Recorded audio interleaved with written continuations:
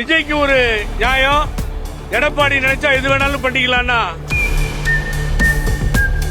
மக்கள் வெள்ளத்தை கட்டுப்படுத்த முடியல. அப்படி இருக்கும்போது பழனிசாமி காசு கொடுத்து ஆளுங்களை கூட்டு வர்றார். திமுகவுக்கும் தவேகாவுக்கும் தான் போட்டின்னு இப்ப திருச்சி நிரூபித்து விட்டது. அந்த கூட்டத்தை நான் அவரை பாராட்டுகிறேன். ஐ அப்ரிஷியேட்டிங் விஜய். ஏன்னு கேட்டீங்கன்னா 10 அடிக்கு ஒரு கட் அவுட் கோயம்புத்தூர்ல. எனக்கு வைத்தறிச்சல் இல்ல, அடிச்ச காசுல தானே கட் அவுட் வைக்கிறாங்க. அங்க தலைவரையும் அம்மாவையும் பெட்டி சைஸ்ல போட்டிருக்காங்க, பத்தி பெட்டி சைஸ்ல. ஆகவே விஜய்க்கு ஒரு நியாயம். எடப்பாடி நினைச்சா எது வேணாலும் பண்ணிக்கலாம்னா இது என்னன்னு எனக்கு புரியல சார். நேற்று பார்த்து இது சரியா தெரியல எனக்கு. ஏன்னு கேட்டீங்கன்னா மக்கள் வெள்ளத்தை கட்டுப்படுத்த முடியல. அப்படி இருக்கும்போது பழனிசாமி காசு கொடுத்து ஆளுங்களை கூட்டு வர்றார். ஆகவே இப்படிப்பட்ட ஒரு சூழ்நிலை இன்றைய தினம் பேரறிஞர் பெருந்தகை அண்ணா பிறந்த நாளில் இந்த தலைவர்களுக்கு வேண்டுகோள் மாத்திரமல்ல, எச்சரிக்கை.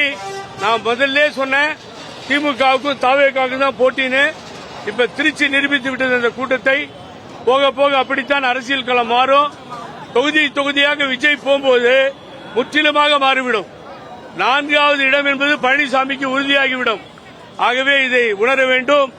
அனைத்து இந்திய அண்ணா திராவிட முன்னேற்ற கழகத்தினுடைய தொண்டர்கள் பேரறிஞர் அண்ணா வழியில், புரட்சித் தலைவர் எம்ஜிஆர் வழியில், தந்தை பெரியார் வழியில், அம்மா வழியில் வந்த நாங்கள் என்றும் பிஜேபி பின்னால் போக மாட்டோம். 2017 மாதிரி சேர்த்து வச்சா அந்த உதவியை செய்யட்டும். RSS கொள்கையோடு போக வேண்டும் என்று சொன்னால் அதற்கு அதிமுக தொண்டர்கள் தயாராக இல்லை.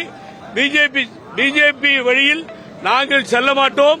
ஒற்றுமைக்கு வேணால் உதவட்டும். அதை விட்டுவிட்டு பிஜேபிக்கும் அதிமுகவுக்கும் எந்த தொடர்பும் தொண்டர்களுக்கு இல்லை.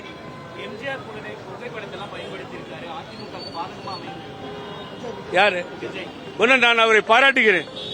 ஐ அப்ரிஷியேட்டிங் விஜய். ஏன்னு கேட்டீங்கன்னா 67 ஆட்சி அமைச்சாங்க, திருப்பி 77 ஆட்சி அமைச்சாங்கன்னு பேரறிஞர் அண்ணாவையும் புரட்சித் தலைவர் எம்ஜிஆரையும் ஒப்பிட்டு பேசி அந்த படங்களை முன்னிறுத்தி அவர் பிரச்சாரம் செய்கிறார், பேசுறார். ஆகவே அப்படிப்பட்ட ஒரு சூழ்நிலையை பார்க்கிறோம். அதை ஒன்றும் தப்பு இல்லைங்க.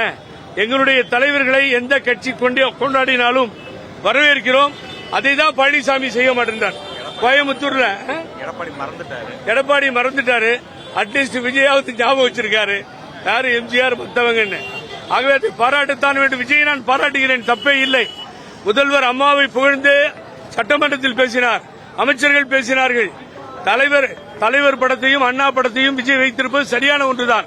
ஆனா இங்க நான் திமுகவை கேட்கிற கேள்வி, இந்த அரசை பழனிசாமி ஆட்டம் பெரிதாகிவிட்டது. பழனிசாமிக்கு எந்த சட்டம் ஒழுங்கும் கிடையாது. ஆம்புலன்ஸ் டிரைவரை திரும்பி உள்ள வந்தீங்கன்னா அடிச்சு அனுப்புறேன், அதே ஆம்புலன்ஸ் சொன்ன ஒரே ஒரு தலைவர் உலகத்திலேயே அறிவாய்ந்த பழனிசாமி தான். இதுவரைக்கும் ஏன் நடவடிக்கை எடுக்கல இந்த மாண்புமிகு முதல்வர், இந்த அரசு? ஆகவே எங்களது வேதனையை வெளிப்படுத்தியிருக்கிறோம். அட்டகாசம் அதிகமாக போச்சு பழனிசாமிக்கு. இதுக்கு ஏன் ஆதரவு என்பது தெரியவில்லை. பேரறிஞர் அண்ணாவின் புகழ் வாழ்க.